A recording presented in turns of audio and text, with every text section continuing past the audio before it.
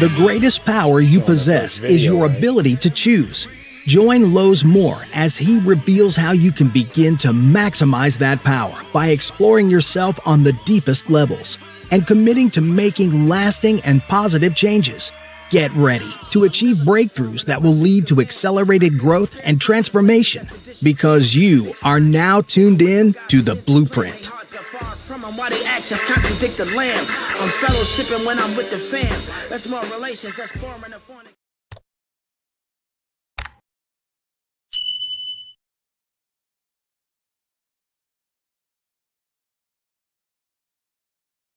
I say put mental health first, because if you don't, then you're not going to enjoy your sport and you're not going to succeed as much as you want to. So it's okay sometimes to even sit out the big competitions to focus on yourself, because it shows how strong of a competitor and person that you really are, rather than just battle through it.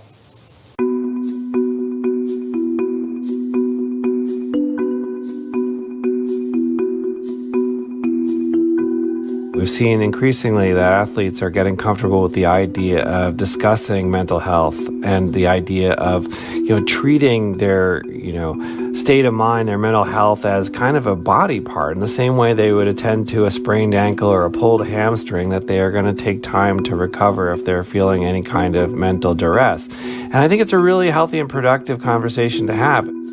Teams and franchises and athletes and coaches now treat physical injury different than they did a generation ago. The idea of just icing somebody down or slapping them upside the head and saying, get back out there and do it for the team is increasingly a fading notion.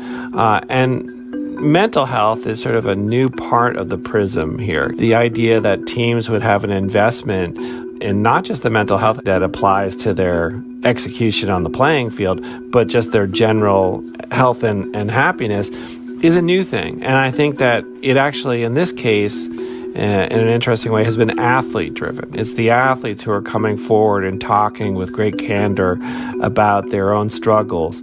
I think we're just a little bit too stressed out, but we should be out here having fun, and sometimes that's not the case.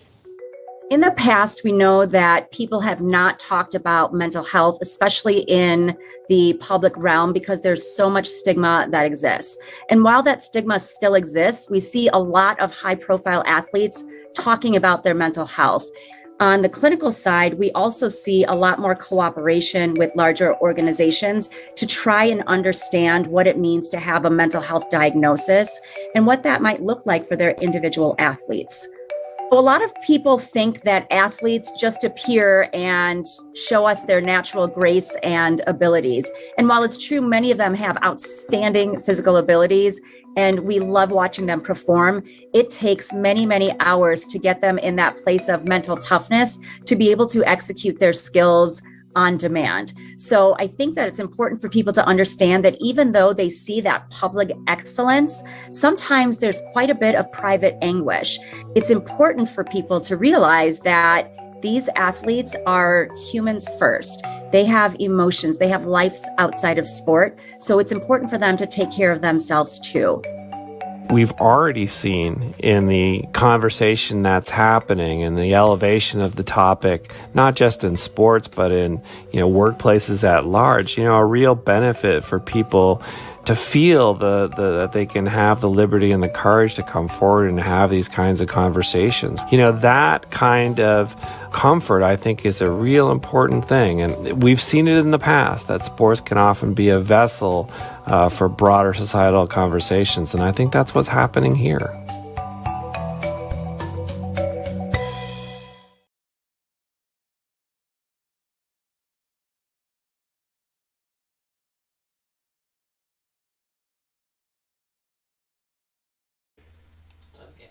Welcome back to the Blueprint Podcast. I'm your host, Lowe's Moore.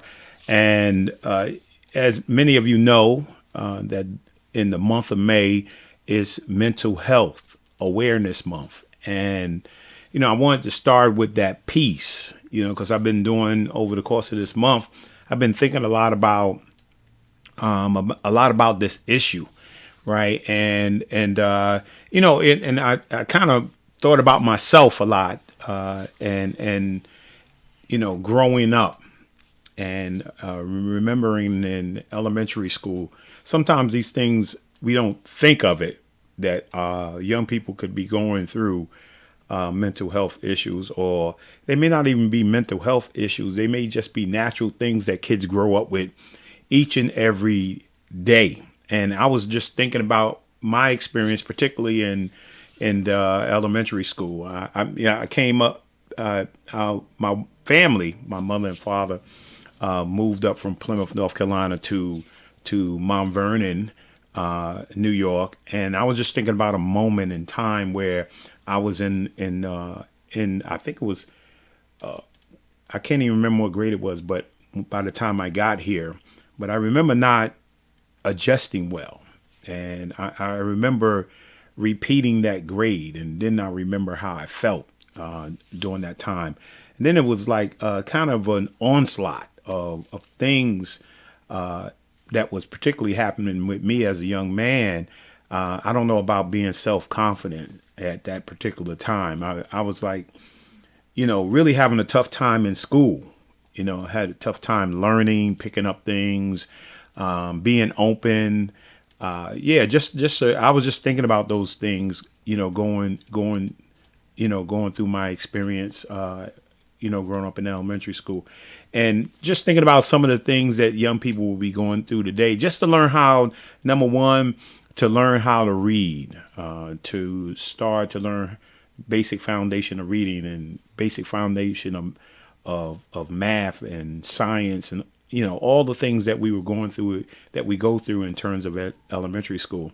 And think about today that we should be more aware, more conscious of what young people may be experiencing now in preschool, now elementary school, middle school. And I was just thinking about a whole, all the different emotions that I was experiencing back then, and trying to make that adjustment. And it's got to be crazy out there. And if you didn't get a chance to see this, there's a TED Talk with Dr. Nadine Burke Harris, right? And she was talking about early childhood trauma and the impact that it has on your entire life, and how that trauma, that early childhood trauma, could impact you in many different ways, not only just mentally, but physically as well, and why people have high blood pressure, diabetes, all kind of things as they get older, because we have suppressed a lot of the stress that we were dealing with as young people. So I just want to throw that out there, and that we could be more aware. And I want to give props to a pediatrician, Dr. Arthur Hall.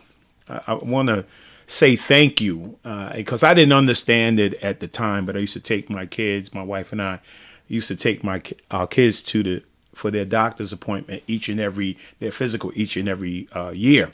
And throughout the years, Dr. Hall, as soon as we come in, and he started talking to my kids, and first question he would ask them was, "How do you feel?" Right? Have you been feeling any stress lately? Has anything changed in your life? And I was thinking, like, man, they're in elementary school. Why is he really asking? And he asked that same question throughout, from elementary school, middle school to high school. And I didn't know at that time you could show signs, right? But it's a great question to ask. How do you feel, right? Is there anything that's bothering you? Has anything changed from the last time you've came here? We just wanted to, make you aware, that this is Mental Health Awareness Month. And then finally, I want to say this here. That's my phone. It dropped. But anyway, physically, sometimes mental health can impact you because there's something physically going wrong, or issues. So it can impact you in terms of your mental. Sometimes, again, you could be experiencing things and it impacts you mentally as well. You know, one of the things I was thinking about today, since this was Pentecost Sunday and being in church, I was thinking about how, you know, how did I survive? How did I overcome some of these things? And I think a lot of it had to do is that, you know, and one of the things I constantly try to do, and hopefully this be helpful for anybody out there, right? Because sometimes when you grow up, you concentrate on what is physical and you concentrate on what is mental, right? And then this is the kind of thing that has helped me out through the years, was that I started to think more about what was happening to me spiritually than what was happening to me mentally and physically.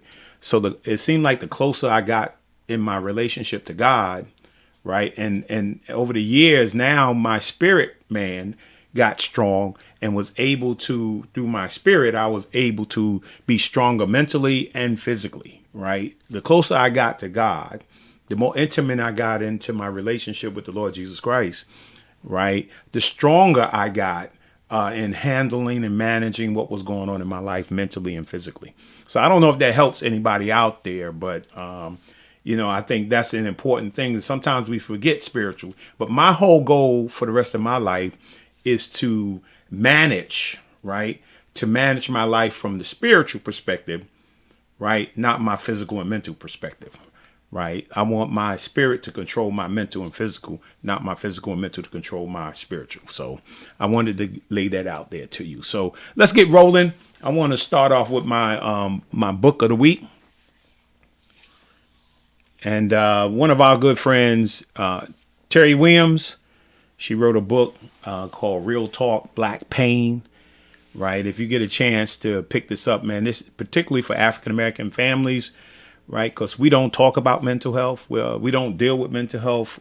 We don't, you know, try to address the issues that we may be experiencing or going through, right? That can impact us mentally. And this book is a very powerful piece that, you know, focuses on how we deal with it or don't deal with it, or but that is a very, very powerful book. Make sure you get that. And it is a chapter in there specifically to black men, because, you know, we don't talk.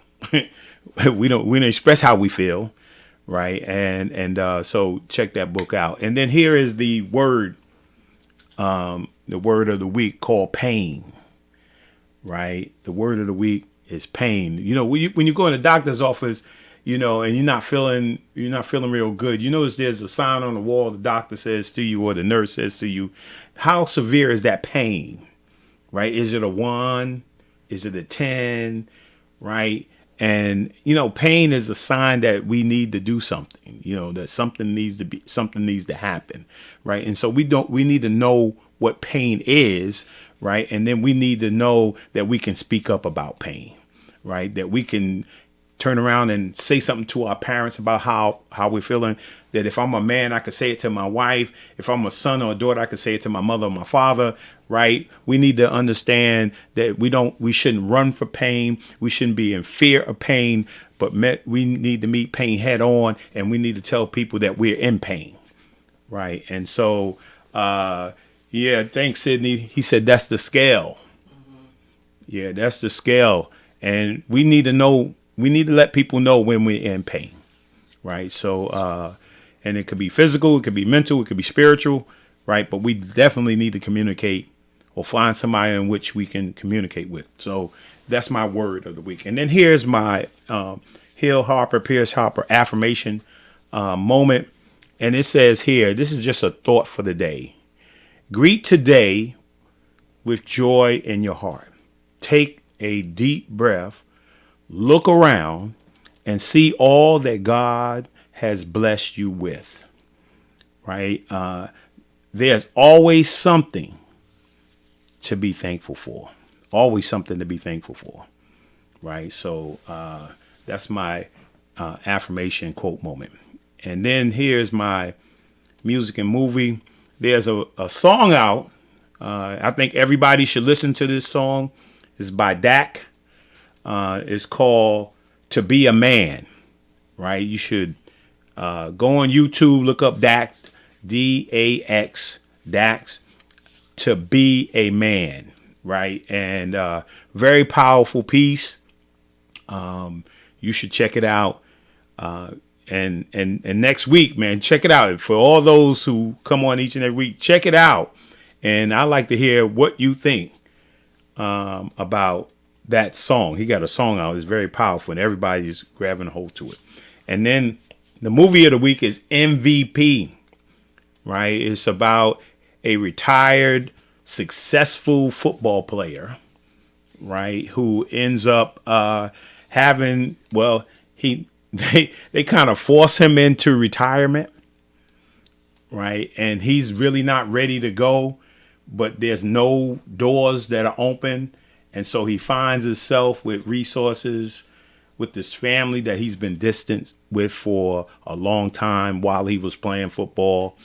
And he's just messed up in his mind, right? He's having mental health situations, and he's panicking. He's anxious, and he runs into a veteran, person of the military, a veteran.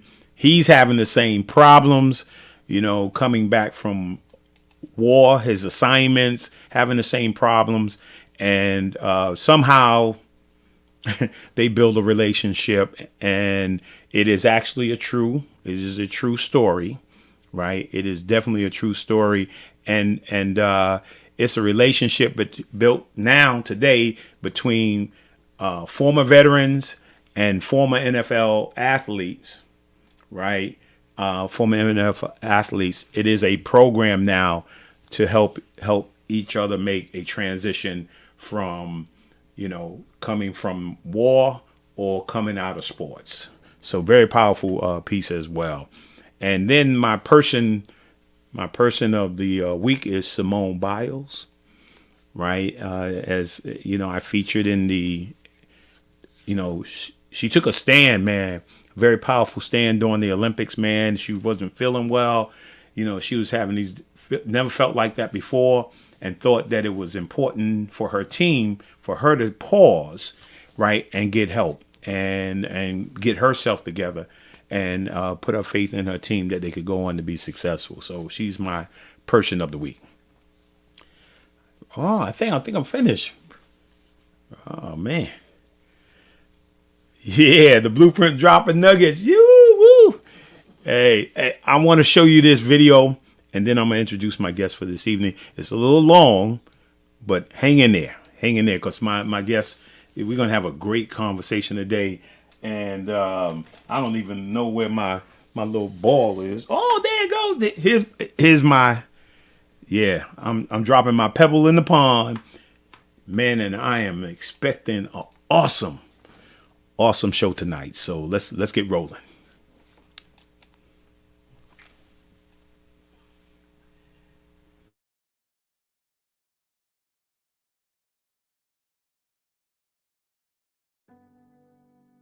I cried unto the Lord with my voice unto the Lord did I make my supplications. I poured out my complaints before him. I showed before him my troubles. When my soul was overwhelmed within me, then thou knewest my path. In the way wherein I walked, have they privately laid a snare for me. This week on Melbourne Motivation, I would actually like to do something different. I want to dedicate this segment to wrapping up what has been a tremendous year of highlighting some of the finest young leaders of Caribbean heritage. Hard to really just be like, you know what, I'm going to bet on me. I'm going to stop pouring energy into everyone and everything else, and really just focus on me and doing things that really make me feel great. The entire Ari Jam family, the Bridge Nation, thank you so much. It's been amazing. 2022, more to come. Listen, it has been our privilege and honor to have you as part of what we do here. We look forward to some great things come 2022. You have to progress, there has to be progress some way, somehow. It could be a small progress, right? It could be something huge, but progress, that's my word for 2022. Whatever it is that I'm doing, I want to feel like I'm progressing. I want to feel like, I'm improving on whatever it is that I'm doing. So my word for 2022 is progress, because progress equals happiness. Makes people understand that we as a community can give back, even if when you don't have to be rich to care. It's that time of evening when we know request and we have the honor and distinction of him here. I was showing off with my sorrel with no alcohol. So we're looking forward to the next, and I'm saying to myself, then that's a reflection on those who are saying that, because it would have made that failure took place and you're on guard. And so it's important that we embed these thoughts into our children, and we guide them. It's our responsibility. After we pick me. Absolutely. Erwin, as you say that, I do want to throw out some thanks as well to the all-star team that is with us. Of course, Queen Tamar, King Jordan, ensuring every week that this segment goes off as smooth as possible. And, I also, too, have to send some thanks to the bold and the dynamic and the courageous young Caribbeans that I have been able to interview, right? Greatly appreciate the information and inspiration that they have brought to this platform, and we are going to continue it. And of course, lastly, I do have to send some thank yous to every single listener who tunes in weekly, lending their energy and their engagement, right? Even off air to the platform called Melbourne Motivation. And of course, Erwin, my mentor, my general, as you always say, we know you have choices, right? And so thank you for always supporting. Be real to ourselves. That the same way we could have that resolve for what you just said.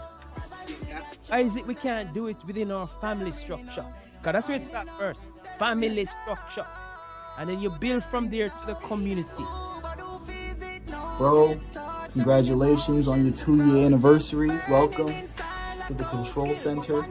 I know where I edit all your videos. Alright, it's been an amazing journey.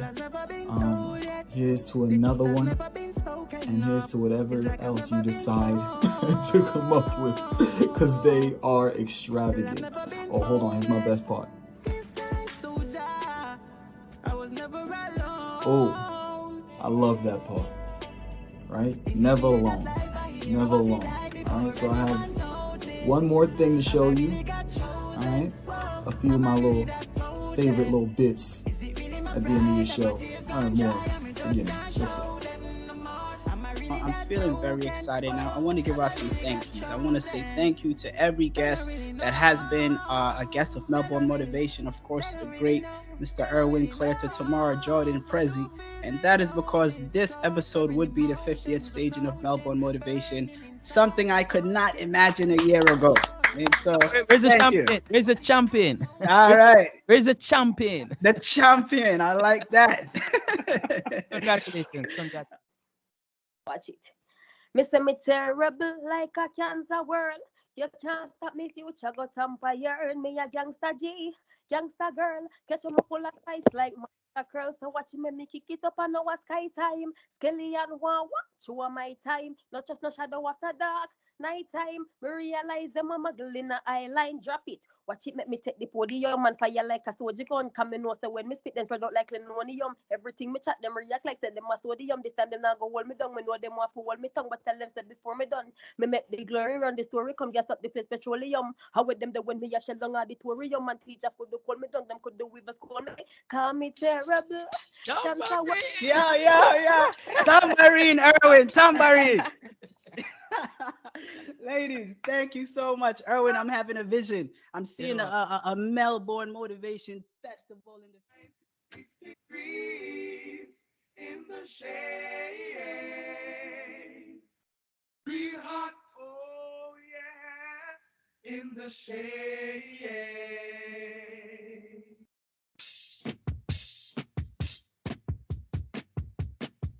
Said it was 96 degrees. Shade.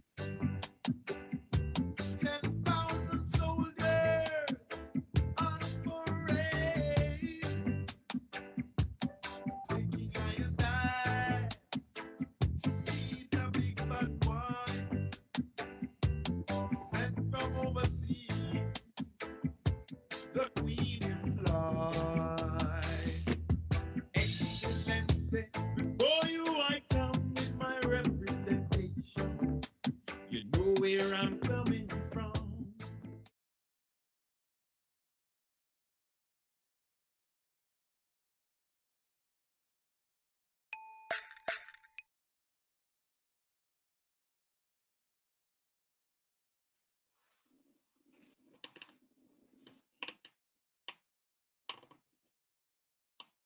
mute, but what's up, man? Miguel, what's happening?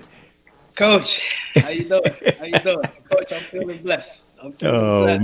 man. Thank you for sharing that video. I had no idea the moment it was made that it, serve a purpose like this today. So I'm overwhelmed.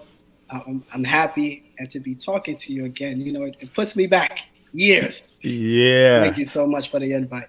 Hey, you know what was crazy? We were talking a little bit earlier before we got on, right? And this morning when I woke up, ESPN was on, and they were doing this special on Kobe Bryant called the 6-year plan, right? And it looks like Kobe had a girls' team, and one of the members of his team, of course, is his daughter Gigi, right? And he must have created for them a 6-year plan, right? And they were showing from the inception of Mamba mentality and his team of girls, which they lost.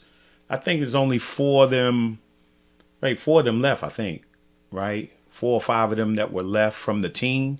Of course, there were a couple of teammates that passed away in the crash as well. But evidently, collectively, they had put together this plan.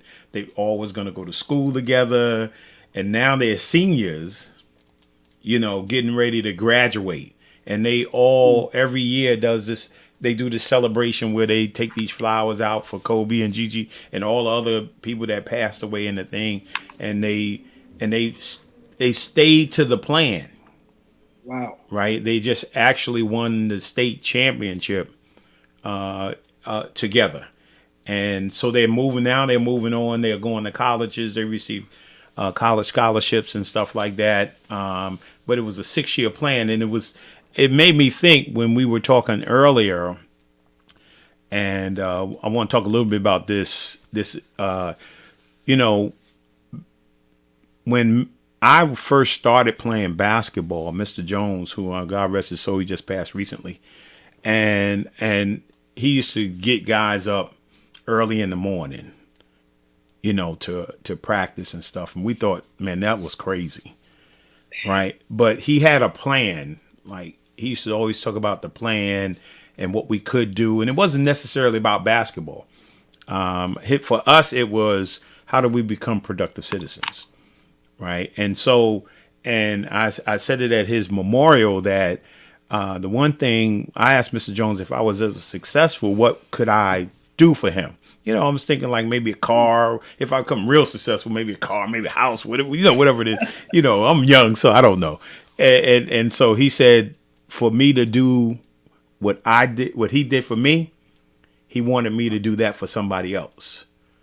Wow. Right. So which was one of my motivating factors at the Boys and Girls Club with starting training, right, was to get guys up early, right, and then to use basketball, right, as a instrumental tool to help them become successful and productive citizens in life. So you were talking about that, and it was honestly my pleasure to get up, to be there, because my whole goal was, if you had to be there at 6, I had to be there at 5. Yep. Right. So and then all you guys coming in there at 6 o'clock in the morning and listening to us talk basketball. More than basketball, talk life, man. Can you speak about that? Absolutely. I'm so happy I have the privilege of hearing that backstory about your motivation and why you did what you did, because you have long been one of these superhero characters in my life and in my mind. And to hear you say a part of your motivation was passing on what you received. And as I take a look at my life right now, that really is the foundation. And so for our audience listening, Coach Moore is one of my basketball developmental coaches when I was in high school playing basketball. And I was telling Coach, listen, I didn't know a thing. I didn't know a thing. And so when I tell you I was soaking in every bit of information that you gave out. And now the work that I do is centered around youth empowerment. And I'm telling you, word for word, quote for quote, so many things you told me is the same things I'm telling the thousands of students that we work with across New York City. I mean, word for word. And don't let it be, my student athletes, because now, I'm asking the questions, how many quarters does the game of basketball have? Right? Yes, I right. remember you asked that question one morning. It's about 5:36 in the morning. I said, what's this coach talking about? And the way you put it in perspective, that yeah, we're all going to say 4 quarters, right? And then you spoke about that fifth quarter, and that fifth quarter being everything you do to prepare before you get back to that moment of jump ball in the game. So are you eating the way you're supposed to? Are you training the way you're supposed to? Are you actually listening to your parents in the house? Are you helping? Are you actually showing up to classes and doing what you're supposed to do? And I never forgot that. And so I take so much pride in passing on that information that you taught me. And so I'm glad you were able to give me that piece of your motivation, because for the rest of my life, I'm going to say, I'm doing my best to pass on so much that you were able to give me, Coach. Oh man, that's awesome. I appreciate that. But we used to have some fun too, going out eating together, hanging out together, spending time, man. You guys are just really gentlemen, man. I can bring each and every one of you guys on, and you guys, I'm like Mr. Jones, when he seen me successful, he was like, oh man, that's one of your greatest joys, right? Is to see that those seeds that you sown, and then the seeds that you watered, right, blossom, Yeah. right, and I'm proud of you, right. Don't make me cry, Coach. Don't make me cry. Don't make me cry. No, I am proud of you. I'm proud of all you guys, man. When I see you, man, it's just amazing. And then to see all of you guys at the county center when Woodlands was playing for the champion, I think it was a championship, right? Yeah. To see all of you guys there supporting your team, the guys in high school now, and to look at the success you guys are having right now is important. And then I want to say thank you again to you and Kevin, and I'm trying to think of Kenny, Darrell, and when I used to ask you guys, we was doing the entrepreneurship. You guys were starting to start your business, and you guys used to come to the Boys and Girls Club and meet with the kids and tell them about what you were doing, what your goals were, what your dream was, ultimately what your goals are, and what you had achieved at that particular time. And I'm grateful because they got a chance to see guys who used to come to the club. Yeah. Right. Who went on to graduate from college. Yeah. Right. Graduate from high school and graduate from college, and then go on to become successful. I mean, just powerful. Yeah. Coach, every time I think back, I realize how much I really didn't know. No idea. Even playing high school basketball, I had just came from Jamaica not many years before. And so the opportunity to look back now and go, one, if I knew now what I knew back then, I was like, I think I could have given even more. But what I was lucky enough to have, again, as I mentioned, these superhero characters where I go, how did I even end up at the club to receive that sort of attention that you were? It's like, what? What are the possibilities? And there's so many people that were just champions for me. And then, as you mentioned, the group of guys, when I came to America, I lived in the Bronx, and then I moved to Westchester in about 7th grade. And then to be amongst these guys that I still call friends today, amazing set of guys. As you mentioned, we all graduated college. We all listened the same way. We were all ambitious the same way, and all had that same thing where we pretty much all right now are finding different ways to pour back into the youth And so when I say here I am today, it's literally because I had figures like yourself and so many other coaches and guidance counselors that gave me information that worked. Yeah.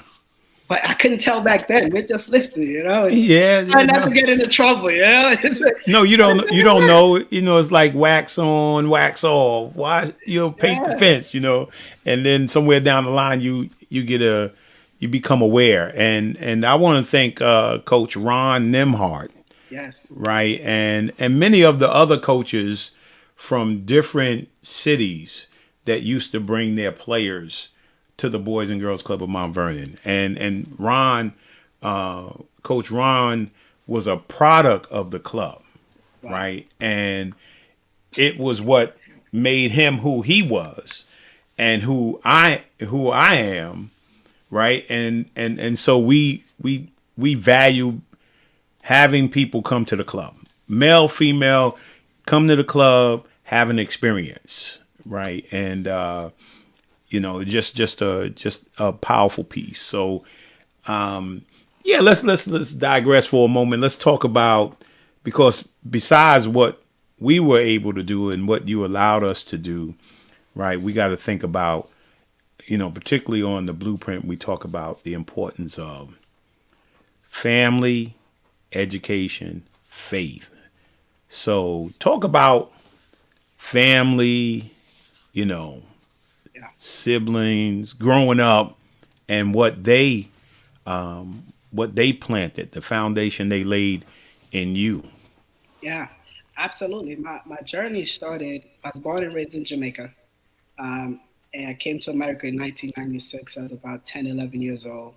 I first lived in the Bronx, and 222nd and Carpenter. I went to PS 103, MS 113. And I remember I came in the winter of 1996, and I couldn't believe it because being in Jamaica, you sort of think America, the roads is actually paved in gold. I was actually looking for that. No kidding. You actually think like money's on the trees. No kidding. I was actually looking for that. And I came in the winter of 1996, and it's like this crazy snowstorm, and I've never felt cold like that a day in my life.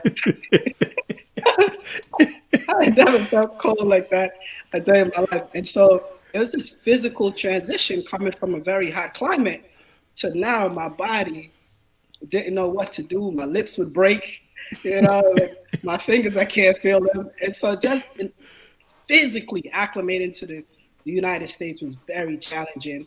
And we moved to the South Bronx, and then we moved to Westchester.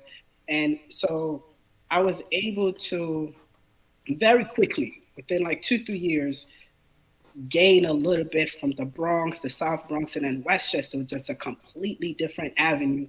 But what I can tell you is my education in Jamaica laid the foundation, I think, for the rest of my life. And what I tell students is, in Jamaica, I always tell the story. We would, let's say, go out to lunch, and before you walk back into the class, the teacher would give you a word to spell. If you spell the word right, you walk into the class. If you spell the word wrong, you would get hit, sent to the back of the line. And now you're crying, you're frustrated, only to get up there again and hope you're not holding up the class for the rest of the day. So like that's what education was like. And I come to America and I go, oh, this is going to be a breeze. And so in what it was I had a competitive mindset towards my education. I had a competitive mindset. And so a big part of that motivation, though, was to always make my mom proud. My mom, absolute hero, an amazing woman. And I went, if I get the best grades, I would be the person that my mom didn't have to worry about. And so I grew up in a big family, about 5 of us in my household: Stacy, Joseph, O'Dane, Maggie, Ellen. And then I also have 3 other siblings on my dad's side in Jamaica. But I did everything in life to make my mom proud. That's the sort of kid that I was. And one of my favorite things to do education-wise was to get all the good grades. And then I know when it comes time for a graduation, I was going to get a whole lot of certificate. And I was one of these kids that they would often call up to like give a speech. And I'd always start it the same way. I'd like to thank God. And then I'd also like to thank the most beautiful woman in the room, my mom. And I'm a kid, learning to think this way. So, my mom is everything. And my family is really anchored by my grandfather, who is sort of like no greater human being that I've known other than my grandfather. And that's because my grandfather is the reason that his three daughters, my auntie Valerie, my auntie Shirley, my mom, Janice, and my three uncles, Uncle Kali, Uncle Basil, and who we call Shati, Uncle Irvin. He brought us to America and gave us that chance. And so my root really is, how do I make my mom proud and my grandfather? How do I represent what he did? Because if it weren't for him, I wouldn't be sitting here having this conversation with you. And just to cap that off, I wrote my college essay about my grandfather. And my grandfather is one of these men, he'd walk miles upon miles upon miles to church, a deacon in the church, a man of God. He'd wake us up 5 a.m. Maybe, Coach, you know what I just realized? Oh. Coach, you know what I just realized? What's that? So my grandfather would wake the family up like 5 a.m. to pray and to have sermon. Like, this is non-negotiable.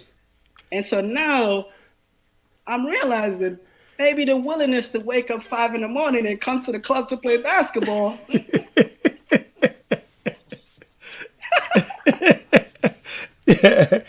Yeah. I just realized that. Started with your grandfather. Started with my grandfather. He's an absolute amazing man. And when I told him, and I got the chance to read my college essay to him, and I say, Grandpa, I want to be just like you. He said, no, son, I want you to be better than me. And so it's really just chasing the just magnanimous man that he really was. Wow, man, that's awesome. I mean, isn't family awesome, man? I mean, what would we do without family? Coach, it's just amazing. Yeah, look at them. Amazing.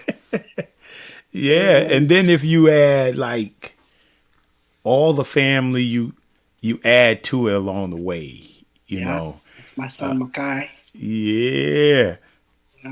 14 years old now. You added us, me, Ron, all your teammates. I mean, all the people you're meeting now, and it just keeps going on and on and on. But man, so when you and I remember, because one of the things you was at Woodlands High School. Yeah.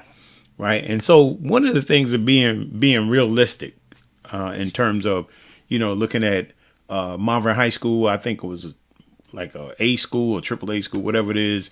And you're looking at who would come to see you guys play. That wasn't really a big deal. The big deal was to make productive men who could be productive, not only citizens, but they had a gift to play basketball.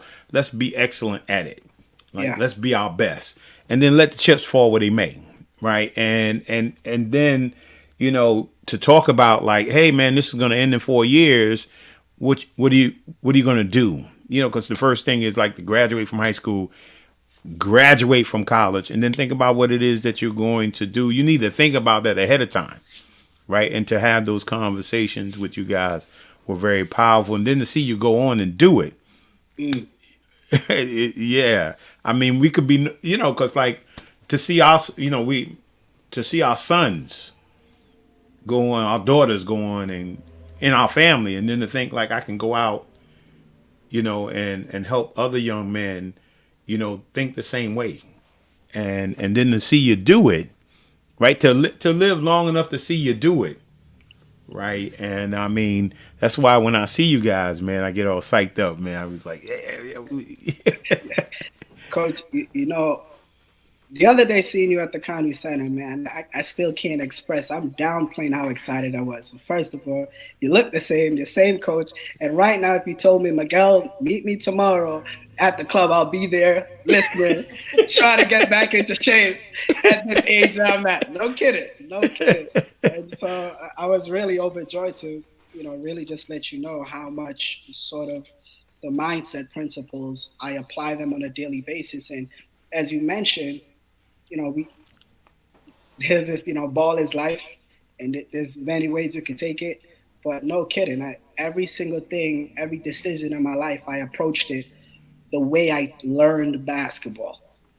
Right? I approached it the way I learned basketball, with the same fire, with the same sort of humility to be like, I don't know this game, and I am learning it. And here are these superheroes that's teaching it to me. I am going to, first of all, listen. I am going to listen. I don't want to miss a thing. And so if they tell me to run, I'm going to run the hardest I can until I pass out. And Yeah, so, you should do that too. oh yeah, I'm not sure if this is normal, but I'm gonna run. No, you did 100. You did things 100 miles an hour. We was like, come on, man, you got to pace yourself. You're gonna die out there. So coming from Jamaica, like many of us are just naturally fast. And no kidding, I remember, and I mean many a days. But I remember one day, Coach Ron is like, "Son, you have to slow down. You're running past the rim."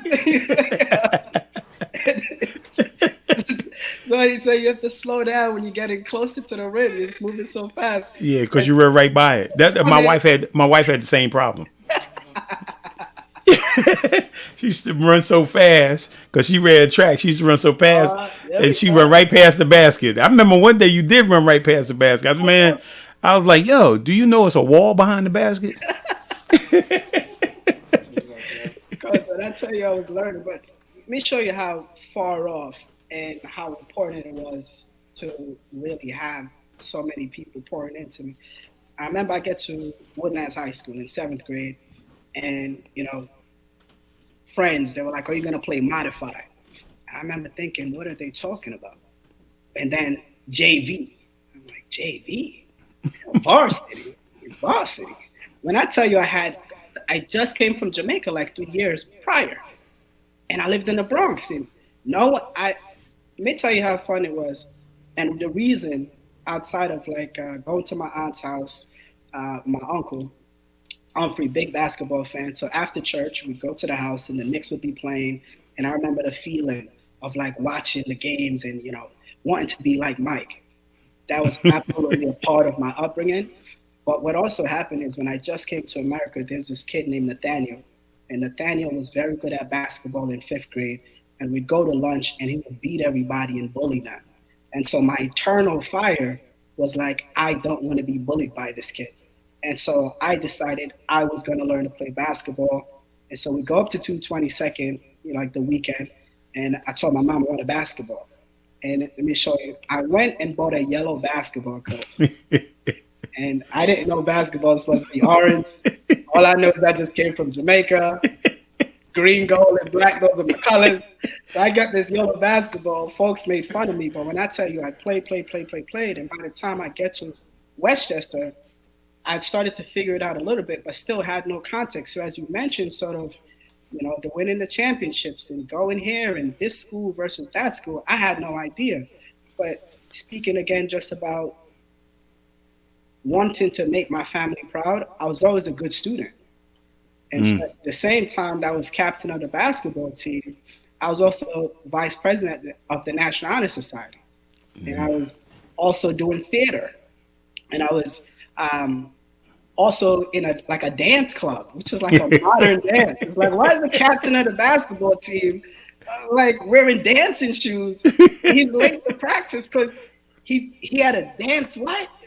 So I'm like, hey, coach, you and the dance instructor need to work it out. And know your coach, right? You got to know your coach. Oh, I'm telling you. So I was, as a kid, I just always found myself doing a lot, but I didn't realize I was doing more than my peers. It was just, this looks interesting. There's some value I find in it, and I would do it. And then later on, I would realize like, oh, so by the time it came to college, I had no concept of college. And so I'll talk a little bit about the work that I'm doing now, which is to prepare middle and high school students for college. And it's truly because I realized I had no context, didn't have a lot of resources. And so that's where my passion is right now. But what I realize and what I love to tell students is just be active, do stuff. And when you find individuals that's willing to pour into you, listen, and that's just a good starting point. Yeah. And then, so, you graduate from high school, you go to college, right? So talk about that, choosing the college, going there and then ultimately graduating, right? And talk a little bit about after graduation going into this, I guess, what you think you're going to do is be this corporate guy. So talk a little bit about that. Absolutely. I'll make it quick. Because I was a good student, my guidance counselor would always come to me with opportunities. Hey, here's a scholarship. And so one big resource was I won this Westchester-wide scholarship called the Jandon Scholars. And they gave us money for school. And that was how I got my first laptop. And so that was a big resource. My guidance counselor also came to me senior year and said, hey, Miguel, because of your grades, you can apply early to these colleges. Still no idea what she's talking about, but Ms. Holly Gann-Jones. And I said, okay. So whatever she said, I did it. And I was actually the first student to receive an acceptance in my high school. So by November, I already had an acceptance, but again, I don't know anything. So I actually thought I was good, right? I applied to some more schools and I really thought just once I get an acceptance, this is it. And so I remember started visiting some other schools with friends, and how I ended up at the University of Albany. I had a teammate that went there the year prior, and he said, hey, just come visit. And I went. That was my first time seeing a college campus. And because he went there and there were some other individuals that went to SUNY Albany, I said, okay, that's the school that I'm going to go to. And so that's the reason I chose that school. But I can tell you along the way, if it weren't for that experience, I probably wouldn't have ended up at the University of Albany. And I probably could have gotten into so many schools. But I tell you this, when I went to visit the University of Hartford, which is where I got the first acceptance, and I remember we're on the tour, and I said, excuse me, miss, are there any Jamaican stores that sell food in the area? And she said, no. There's no Jamaican food? She said, no kidding. That's the reason I didn't go to the University of Hartford. I didn't know. That was the context? That was the context. I'm trying to tell you, I didn't know the right questions to ask, I just didn't. And so I laugh now, but again, I just realized, how much I didn't know. So I go to the University of Albany. I studied public policy. I wanted to be a policymaker. I did end up through the same John Down Scholars, was able to work at the Westchester Board of Legislators for a few years. And, I was a young, passionate guy, wanting to help, wanting to make a change, quickly realized politics is no way I'd be happy for the future, going into politics.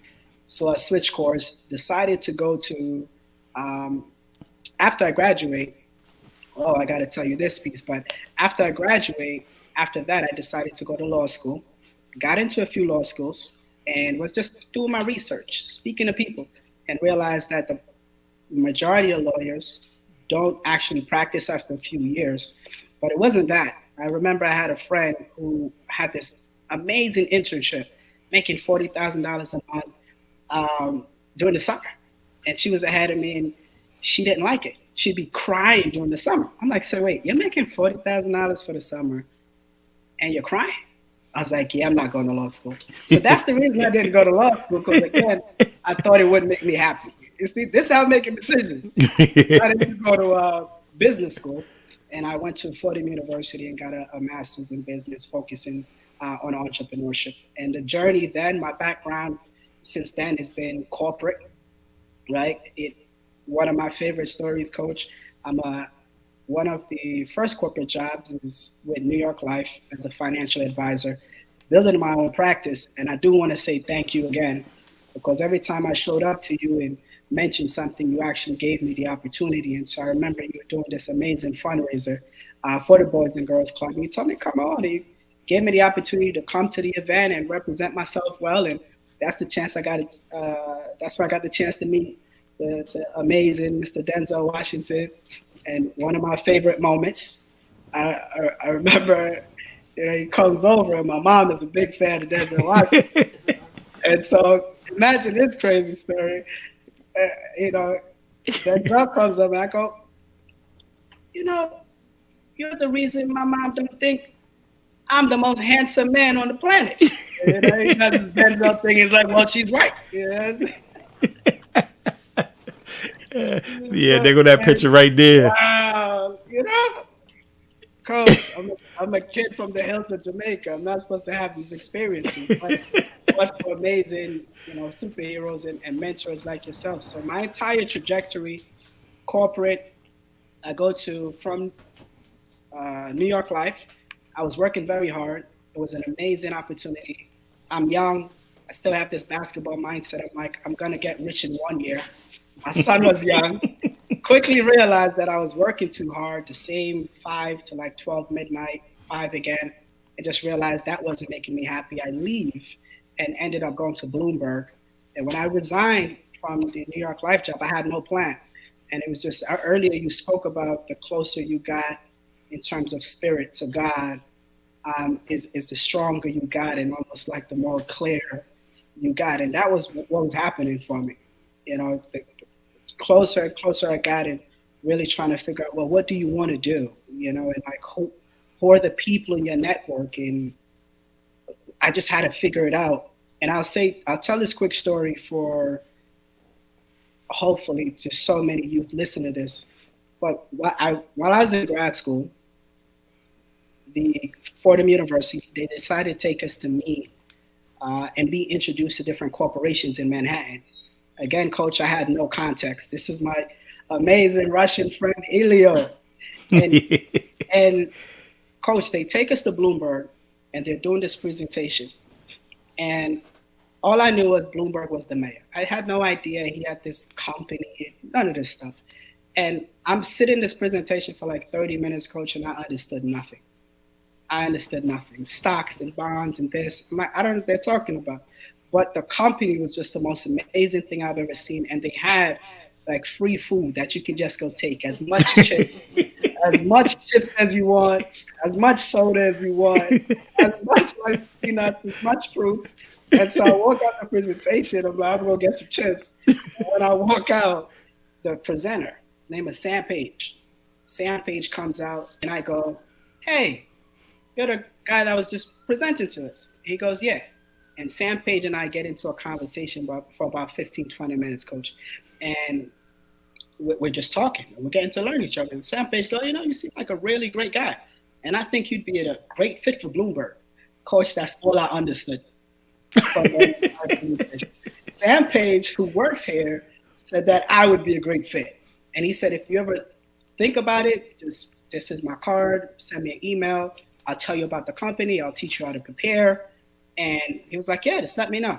And Coach, if that's not a God moment, I don't know what is. And so now I'm leaving New York Life because I wasn't happy.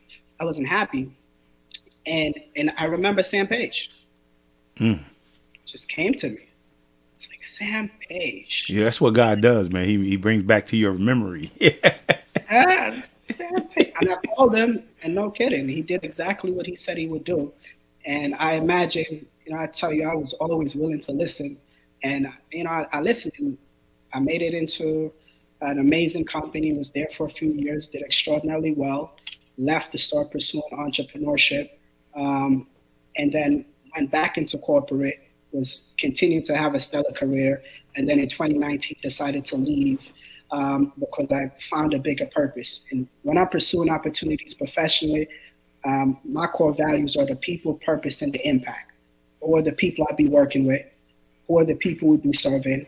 What is the mission? What is the purpose of the organization? And then what is the size of the impact I could possibly help to make?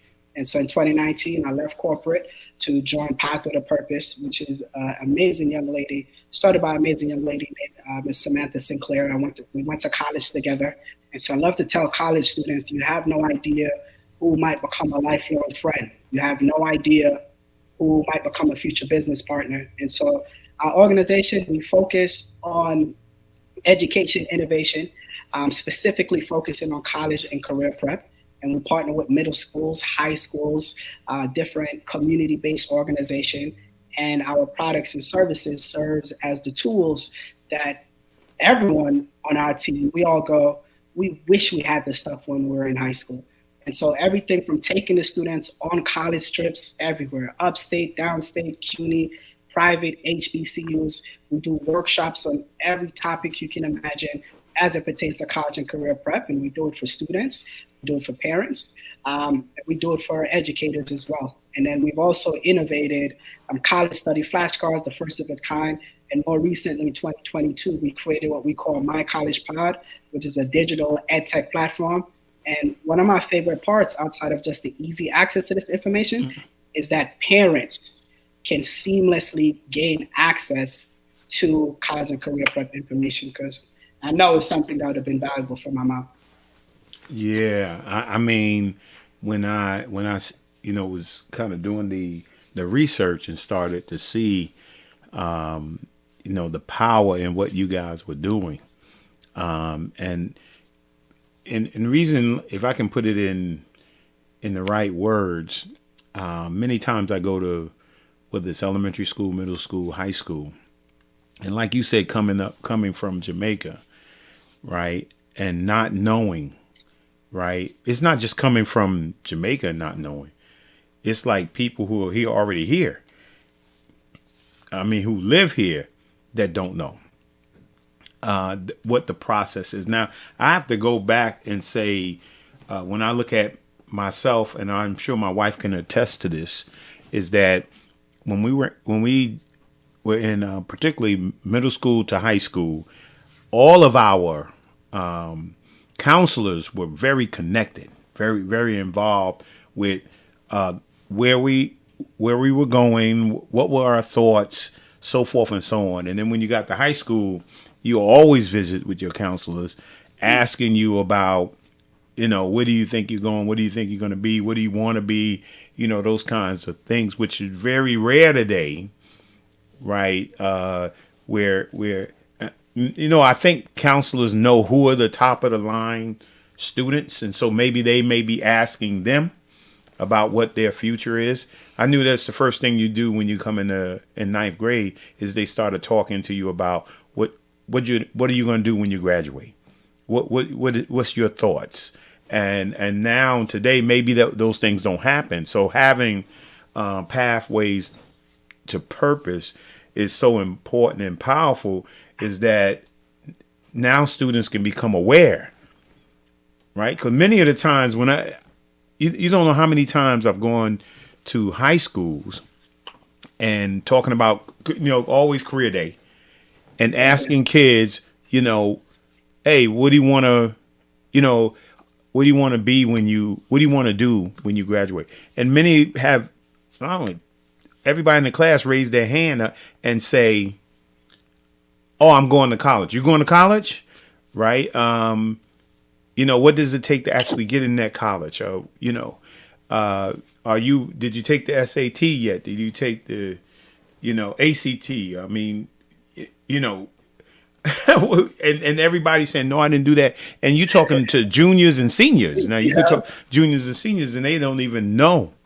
Right. So, and I'm not going to paint with a broad brush. I'm sure there are plenty of schools out there that's doing the preparation. So you having this tool, right, is very, very important. I think I have a quick video. If we can show that. Let's see. The one on. No, it's the one where they're celebrating. Yeah. I'm gonna show this real quick, and then we'll come back and talk about it.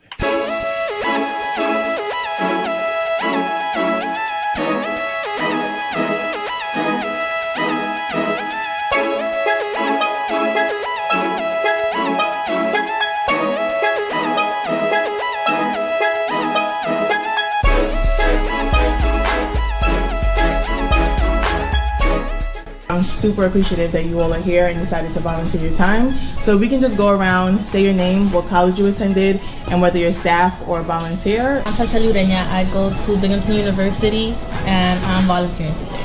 My name is Amaya Castro. I go to Binghamton University and I'm volunteering as well. My name is Ralia Cassidy. I went to Binghamton University and I'm also volunteering. My name is Kathleen Flores and I'm a staff of Path to the Purpose. Hi, I'm Samantha. I went to SUNY Albany and I'm also staff. My name is Miguel Melbourne. I went to SUNY Albany and our staff. So today we're going to be hosting the third annual Path to the Purpose College Awareness Day here at PS 214. So we have a full but very short day ahead.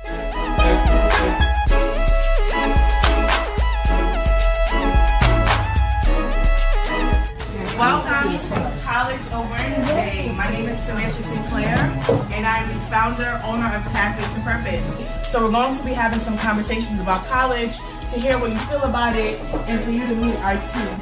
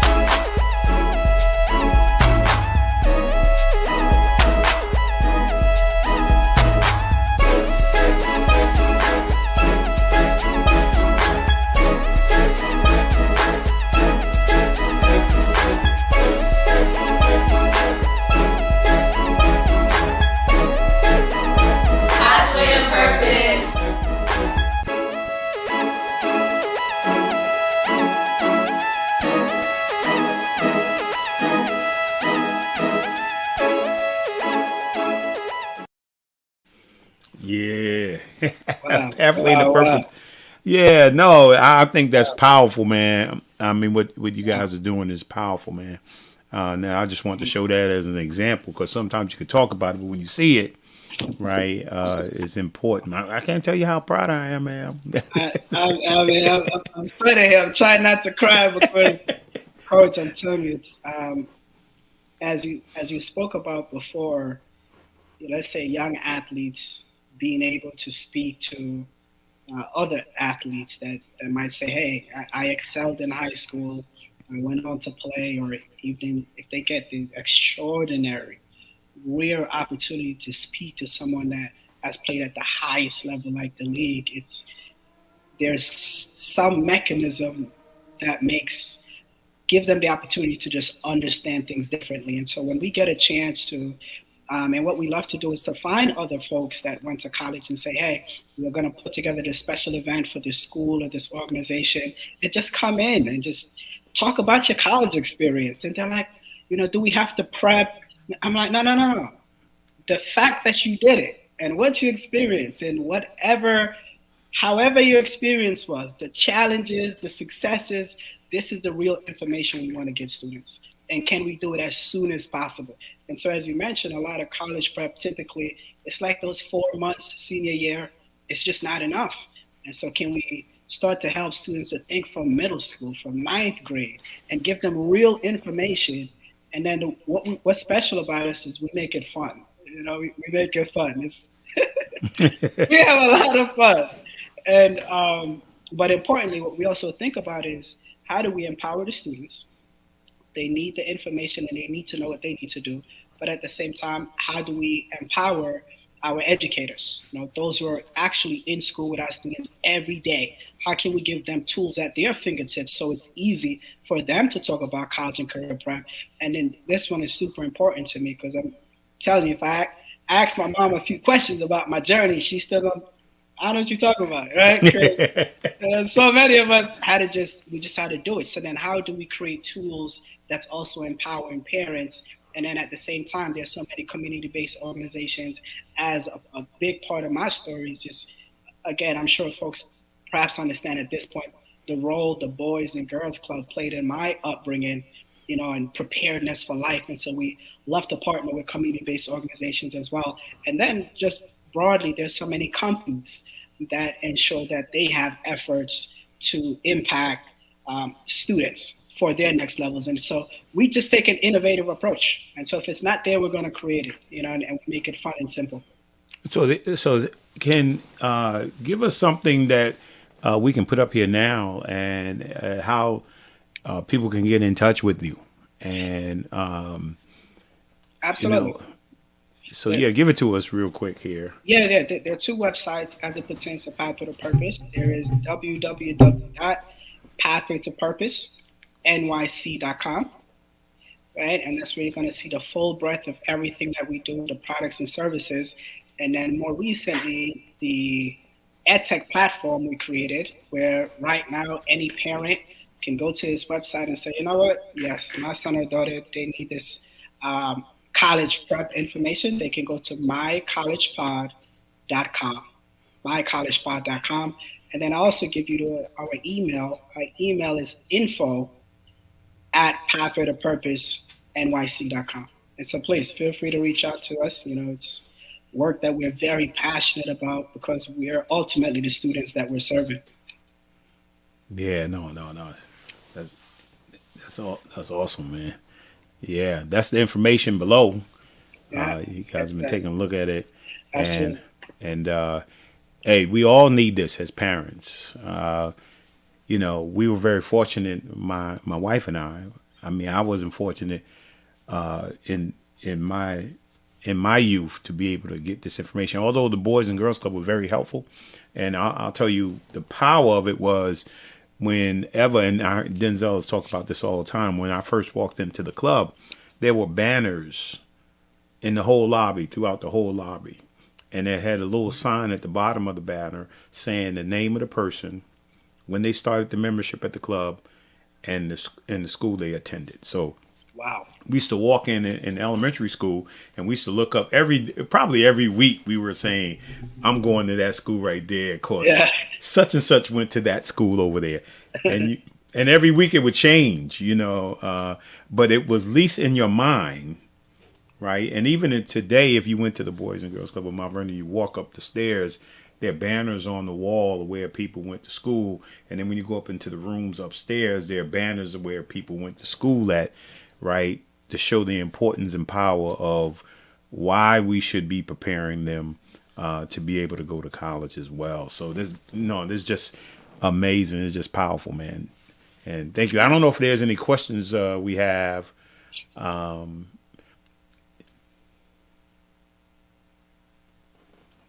You see that question down there? What business should I start as a 15-year-old? That's a fantastic question.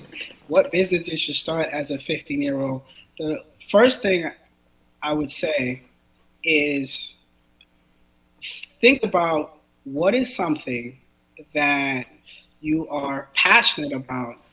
And when I say passionate about is you have a natural interest in it. There's a natural interest. You will read books on it. You'll pull up YouTube and learn more about it. Or it could be you play a musical instrument. It could be you can sing. It could be your passion for video games, right? And so you're willing to do that. And then here is something that when you think about, before you get to the business of it, I want you to identify what is the skill. What is the skill behind that thing that you're interested in?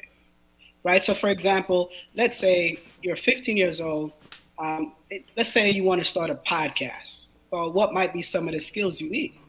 Do you have some organizational skills? Do you have great communication skills? And then so I want you to identify what are the skills that is associated with that thing that you have a natural interest in. And then now when we talk about business, starting a business is very easy, to be honest with you. There are companies you can reach out to. And as long as you have that little fee, they'll do the paperwork for you. But what I want you to do then, once you identify the first two things, is to fall in love with learning. Because starting a business or being an entrepreneur, I can tell you at the end of it, should you be successful, is one of the most rewarding things you can do. But I can tell you up front, it is absolutely one of the hardest things you ever do. And so you need to have an internal motivation to learn. But what I'll also tell you, fantastic question. And a part of what we do at Path to the Purpose is we actually created an entire module on entrepreneurship.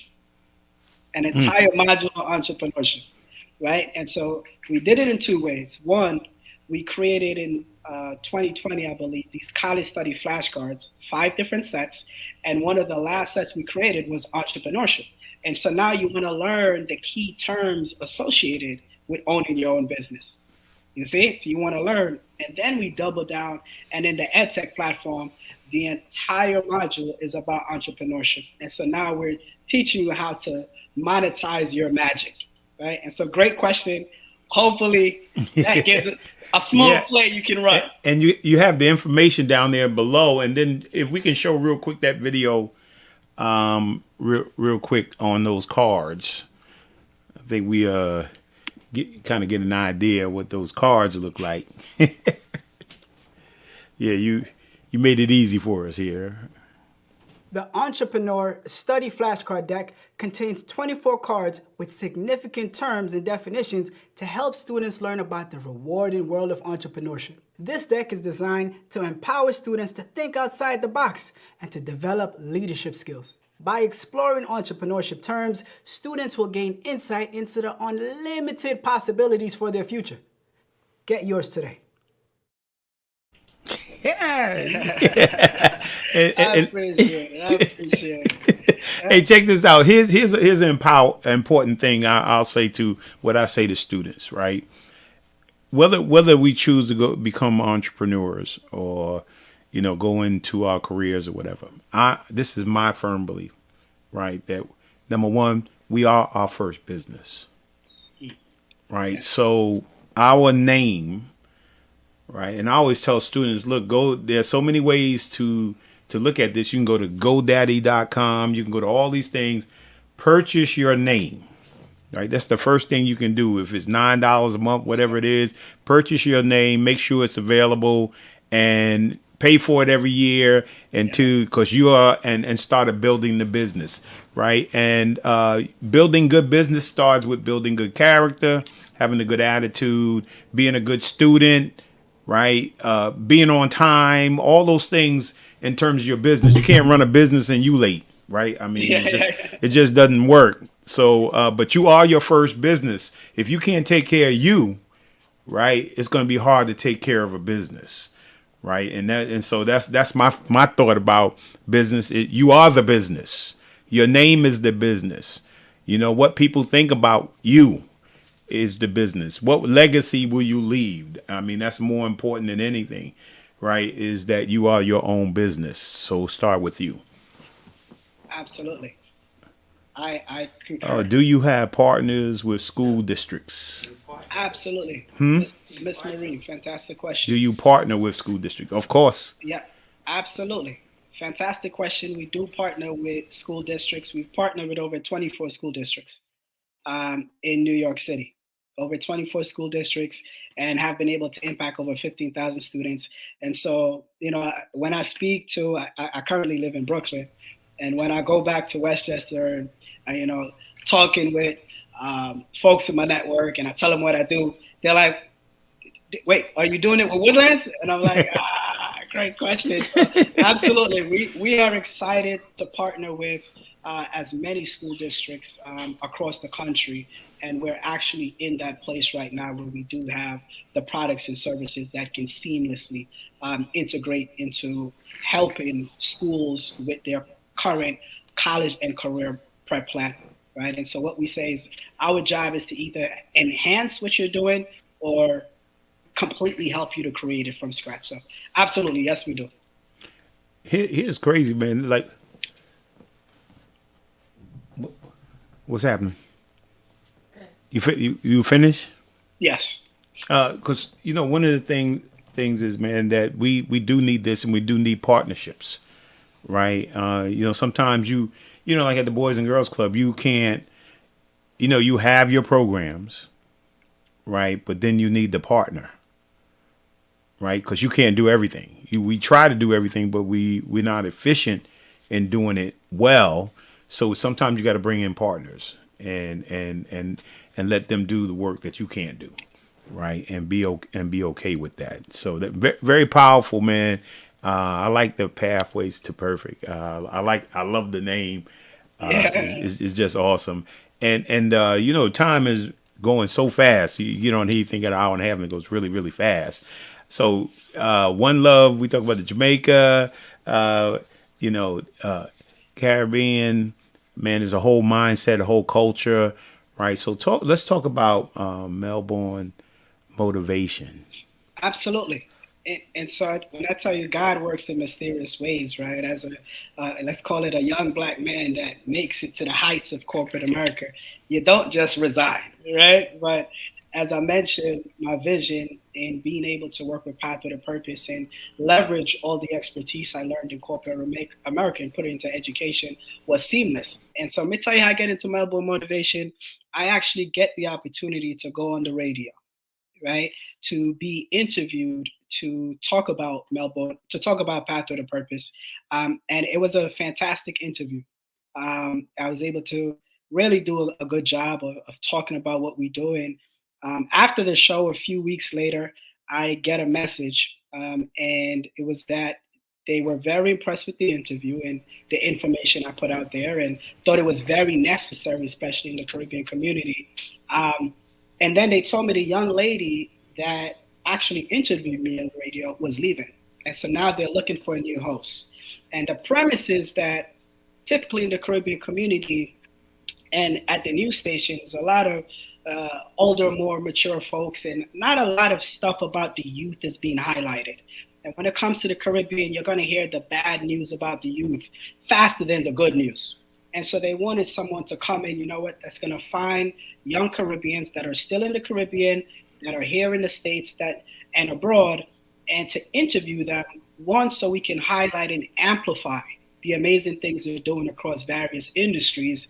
And in this way, it project a different sense of the young leaders that we have and give the broader diaspora an opportunity to support what they are doing. And so that's how I got started with Melbourne Motivation.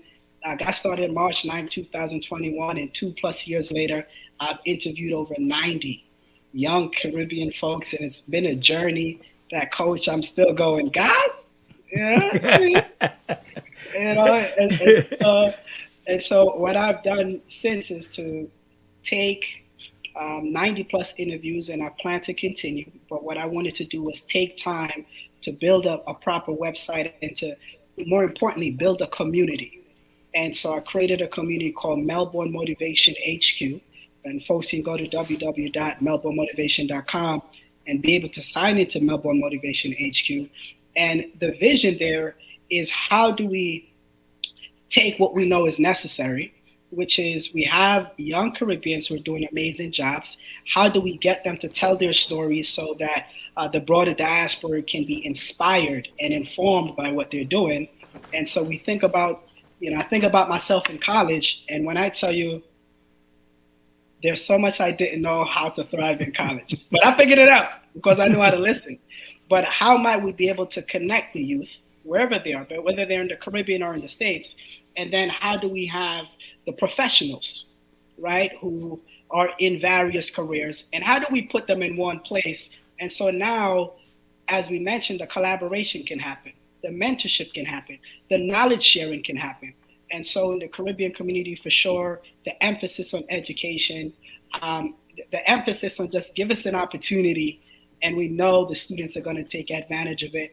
And something that I was very inspired about from my corporate days at Bloomberg is that Bloomberg had this other company called Bloomberg Philanthropies.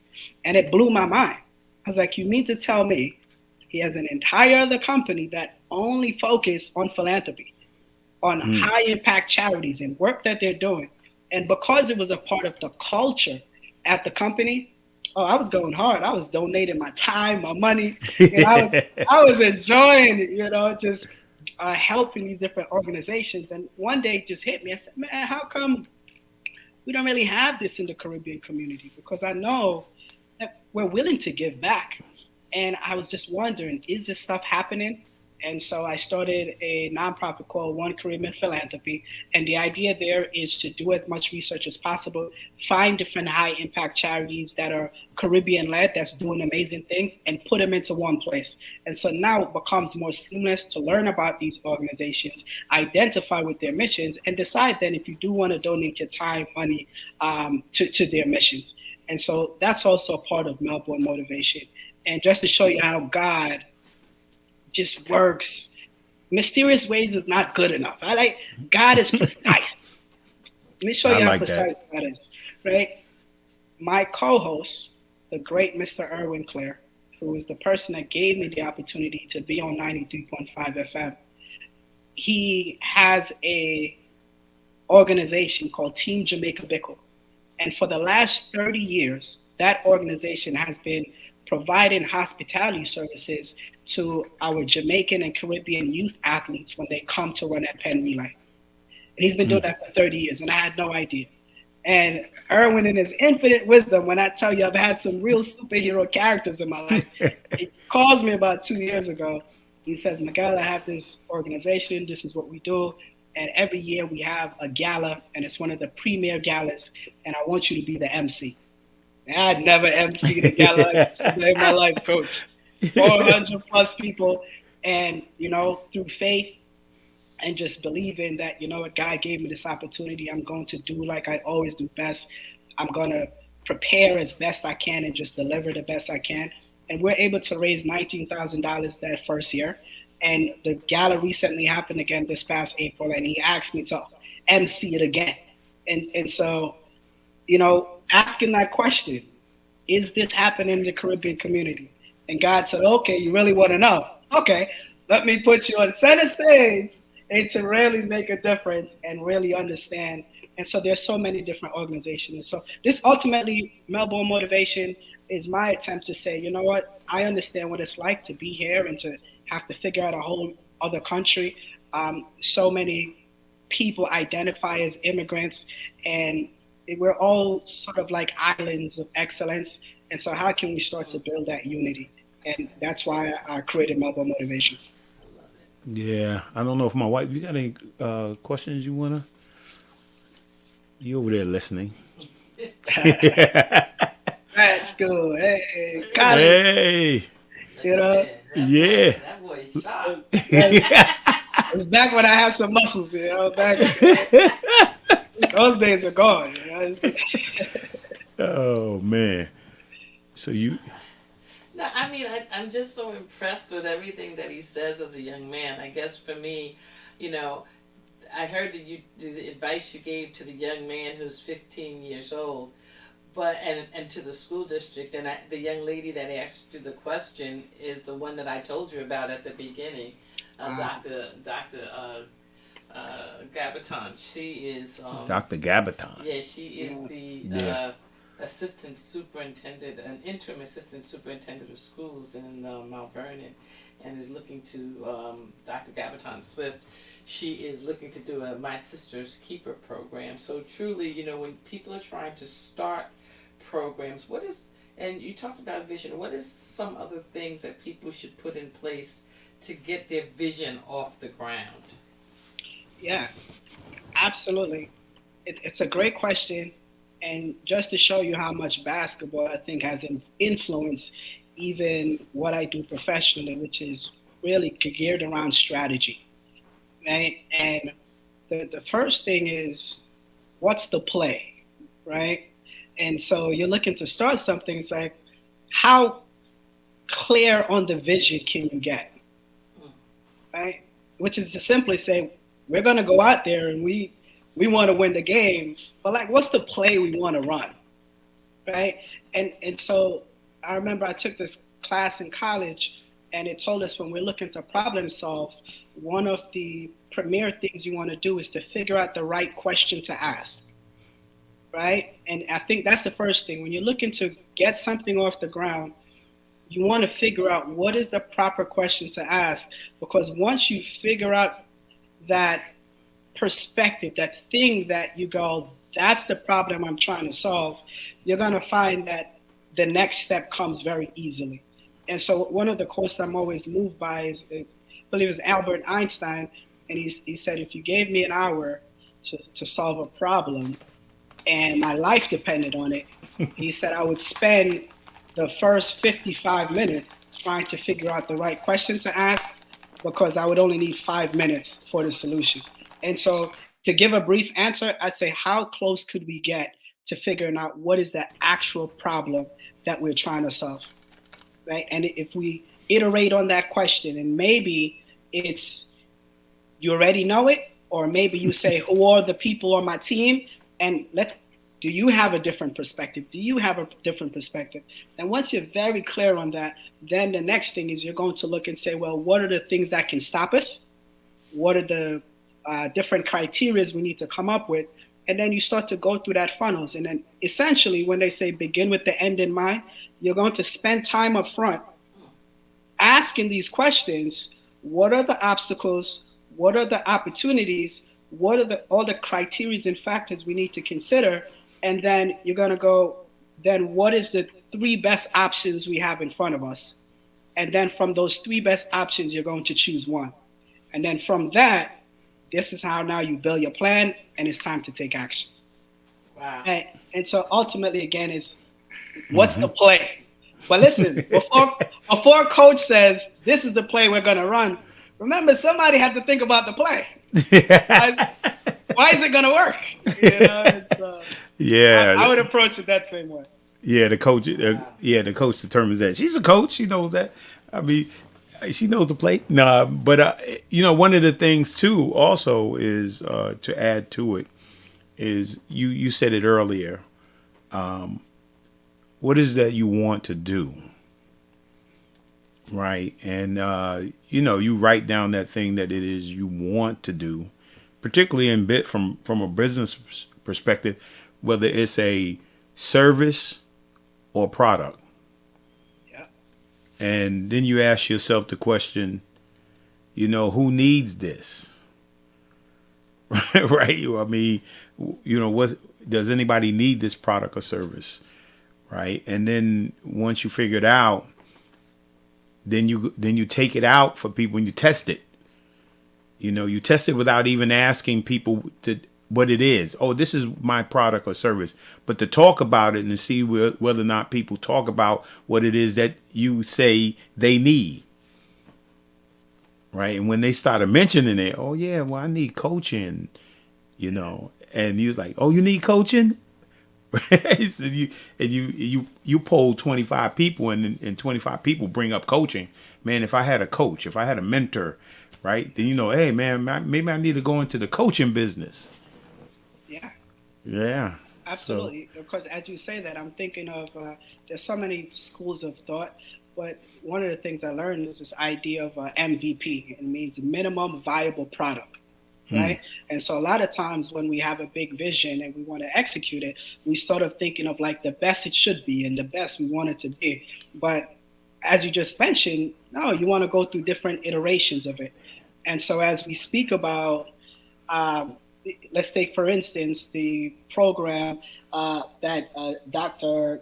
Gabaton wants to start. We go, well, how do we start a pilot program? And so if the big vision is, we have 200 students. Well, might we try with 5 and kind of see how that goes, right?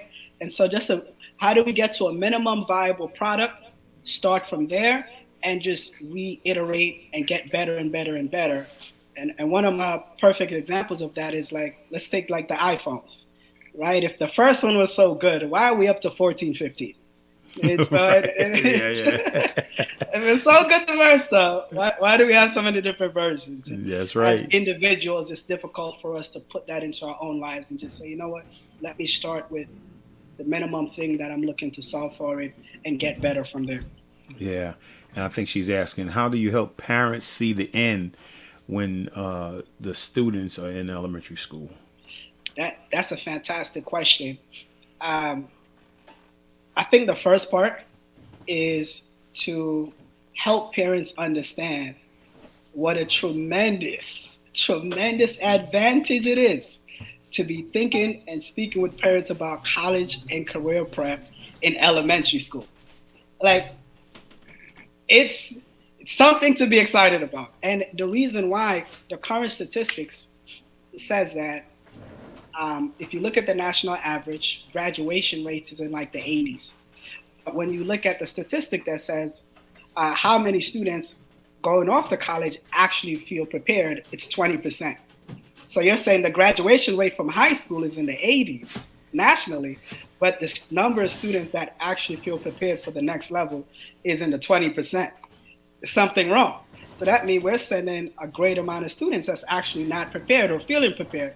And so the other part of statistics is typically, it's a crazy stat that says that the number of actual students that speak with their guidance counselor nationally, it's like once or twice throughout their entire 4 year of high school. So these stats are abysmal. And so then you go, well, who's going to college? Millions of students are going. And what you find that in some schools, not all school districts, right? We know they're different, but you'll find that college prep, typically we start to have some conversations in 11th grade, but from the student perspective, the students don't really activate until it's time to take action. And so we're talking about college and career prep really boils down to like 4 months senior year. So if we speak to parents from a place of what the actual data is showing, and to say, time out, you're looking for products and services and information to start to help prep your son or daughter right now, they're like elementary school? Oh, you got it. You're off to an amazing start. You know, and so yeah. I agree with you that 100%. I mean, you know, they should be, in terms of elementary school, yeah, a seed should be planted. I mean, one of the things I think, you know, with my son, Losey, right? And I didn't know he was going to respond this way. I think, how old was Losey? 5? Was he 5 years old when I said, where do you want to go to college at, man? You know, He said Harvard. Yeah, he did. He said, I don't know where he got it from, but he said Harvard, and he said, what was the other one? Brown, and then he said he wanted, what's the one abroad? Oxford. Oxford. He wanted to go Oxford. Come on, talk to me. Yeah, and so we for Christmas we bought him the college sweatshirts, you know, from those schools. Right now, he didn't, you know, but the thing is, it was on his mind. I mean, the thing is to start thinking about it from the perspective for parents to get it on their mind, right? Regardless of where they are in terms of their level of education, right? And whether they could read or any whatever the situation, you can always speak, right? Because words are powerful. So when you start to just have a conversation about college, and like you say, it's so many things are available today. You can go to YouTube and start talking about college. I mean, all the social media you could talk about college. It's just easy today to do that, particularly at the elementary. And when if your mom is saying it in elementary school, male or female, they getting it. I mean, they getting it. And I think Sherelle said something up there. Miguel's one of the good guys. Appreciate you, Sherelle. Now that you done stop beating me up in basketball, I'm one of the good guys. Sherelle, not take it easy on us. Nice job, Miguel. Keep up the Coach great work. Ron, Yeah. superhero. Yeah, nah. This has been awesome, man, right? And yeah, look at that. Great job. Richie Rich. Appreciate you. No. This was awesome, man. I want to thank you, man, for when I called you up. You was like, yeah, man, let's do this. Absolutely, man. Absolutely. So I appreciate you so much, Coach. Yeah, we got to do this again, definitely, because, we need to probably get deeper into, and reach out to some more in terms of parents, in terms of the preparation. Like the assistant superintendent was talking about, how do we talk about the elementary school? How do we start early? How do we start sowing those seeds? And how do we start watering those seeds? Absolutely. I'm looking forward to having a conversation with our superintendent. And we definitely work with elementary schools as well. And so, it's, and even touching on the parents, everybody feels more confident when they're prepared. And so we try to make it as easily understandable for elementary school. And as you mentioned, Coach, parents, no matter what, sort of their comfort and experiences, some definitely. Anytime I'm here, you know what I'm going to say. Let's go. Let's go. So, Miguel, thanks, man. I appreciate you, man. And thanks for taking time out your busy schedule. And I want to say to each and every one that's out there, I thank you for your support of the Blueprint Podcast each and every week. Man, I love you guys, man. And I'm coming up on the end of year 4. So I'm getting ready, prepping for going into year 5. And I want to thank you guys for your support. Without your support, I mean, you encourage me to get on here each and every week and to bring on the best guests possible and to bring forth the best information and revelation that I can. I love you guys again. Thank you for your support again. And I say this each and every week, man. If God allows you to wake up tomorrow, make tomorrow your masterpiece. God bless you, and I'll see you next week. We really hope you enjoyed this episode of Lowe's More, the Blueprint Podcast. Stay connected and follow us at our website, www.lowesmore.com. That's LOWESMOORE.com. You can also join the discussion on Twitter at Lowe's More and on Facebook at Lowe's More Jr. As always, thank you for pushing your mindset towards a better reality. This concludes the most thought-provoking portion of your day.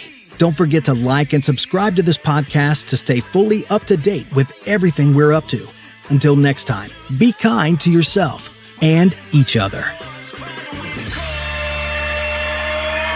What they teaching is a joke. I ain't buying it like I'm broke. Insufficient funds for insignificant.